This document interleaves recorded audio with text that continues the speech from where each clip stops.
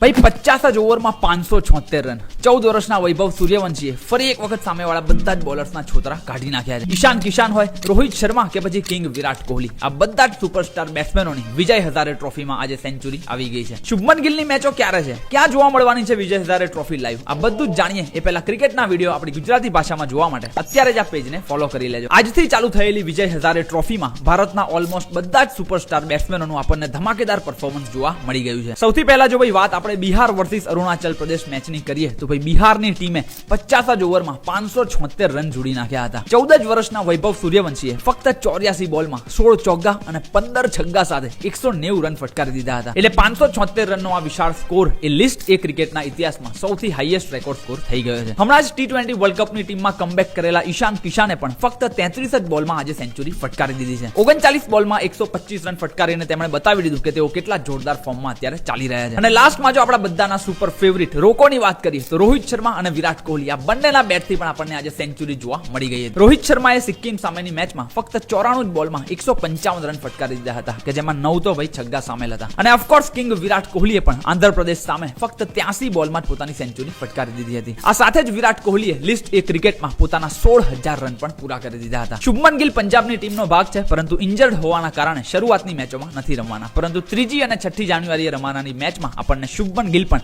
વિજય હઝારે ટ્રોફીમાં રમતા જોવા મળી જવાના છે. ભાઈ રોહિત શર્મા અને વિરાટ કોહલી જેવા મોટા સુપરસ્ટાર્સ રમી રહ્યા હતા, તેમ છતાં રિચેસ્ટ ક્રિકેટ બોર્ડ BCCI એ ફેન્સ માટે આ મેચને લાઈવ જોવાની વ્યવસ્થા ન કરી હતી. That is actually very disappointing. Yes, Virat Kohli વાળી મેચ હોય કે પછી રોહિત શર્મા વાળી, આ મેચનું ક્યાંય પણ ટેલિકાસ્ટ લાઈવ ન થયું હતું. ટેન્શન લેવાની જરૂર નથી ભાઈ, વિજય હઝારે ટ્રોફી હોય કે પછી IPL, ગુજરાતી ભાષામાં આ બધી જ મેચોની લાઈવ અપડેટ આ પેજ ઉપર તમને સૌથી પહેલા મળી જવાની છે.